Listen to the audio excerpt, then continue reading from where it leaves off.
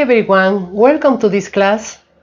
Today we are going to talk about what is syntax. In fact, syntax is a branch of linguistics like phonology, morphology, and semantics.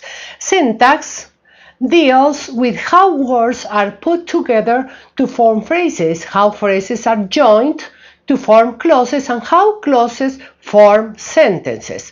Syntax enables speakers and writers to compose complex messages in order to communicate effectively either in the native language or the foreign language.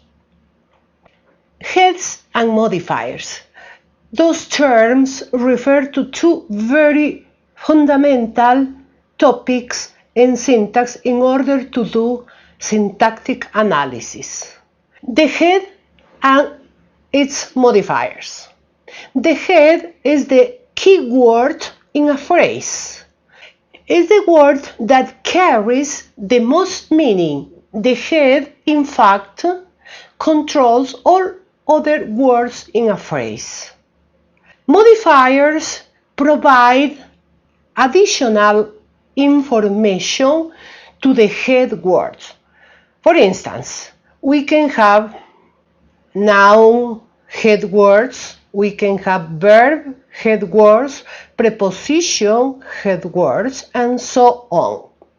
Here we have some examples of noun phrases in which the word house is the head and all other words are the modifiers. So we have houses, the head alone. It can happen in sentences and in clauses. These old houses. Here we have a determiner, this, as a modifier, and an adjective, old. The houses in my town. Here, houses is modified by a prepositional phrase, in my town. Modifiers can be of two classes, complements and adjuncts. Complements are mandatory. It means they are necessary for the meaning of the phrase, to complete the meaning of the phrase. Adjuncts are optional. Adjuncts generally provide extra information and they can be omitted of a phrase without altering the meaning of it. Look at the example. Mark bought a car for you yesterday. Here, what is the complement? A car. Because if we say Mark bought, simply the meaning is incomplete. But if we say Mark bought a car, the meaning is complete. For you yesterday are both adjuncts because they are not necessary for the basic meaning of the phrase. Heads and modifiers build different types of phrases. For example, noun phrases, the large house. Adjectival phrases, very sad. Prepositional phrase, in the garden. Verb phrase, work hard. All of them have a main word which functions as the head. For instance, in the verb phrase, work is the head and the adverbial hard is the modifier. Now, we know what's a phrase. A phrase is a head word plus its modifiers. Phrases build clauses. A phrase is just a unit of meaning which enables speakers to refer to persons, things, actions, events, places, times, and any other situation. A clause, on the other hand, is a more complex structure. It is formed basically by two constituents, a noun phrase which functions as a subject and a verb phrase which functions as a predicate. Here it is important to talk about internal syntax and external syntax. Internal syntax refers to the structure of the clause, and the external syntax refers to the function the elements in a clause perform. Constituent structure must be seen as a larger structure necessary to do syntactic analysis. It is the way words form larger structures having meaning. Because if a structure is just a string of words without meaning, it's not a grammatical structure, neither a syntactic structure. A constituent is the basic structure in a clause. It can be a single word or a string of words expressing meaning. For instance, the Ecuadorian tropical forest has a rich variety of animals.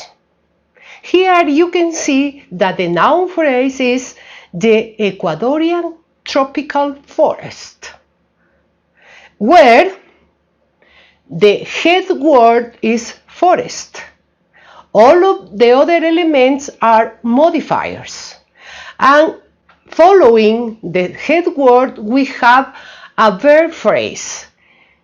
Has a rich variety of animals.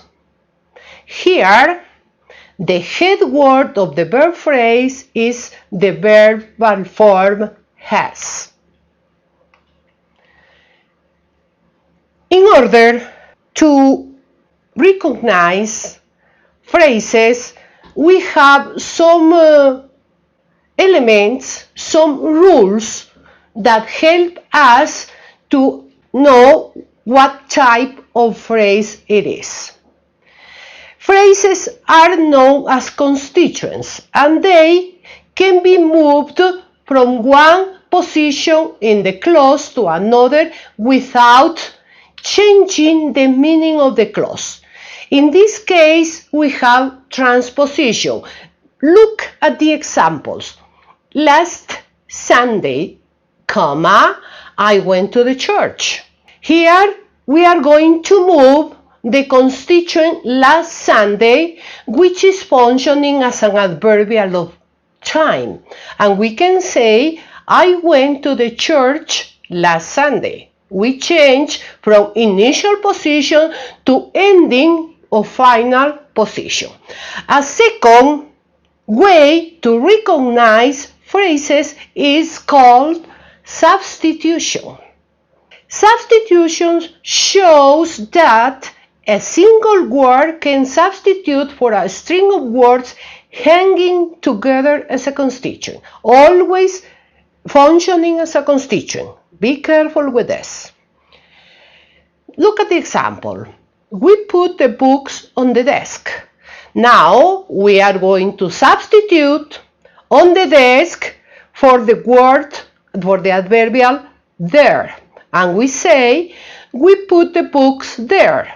But the meaning is the same.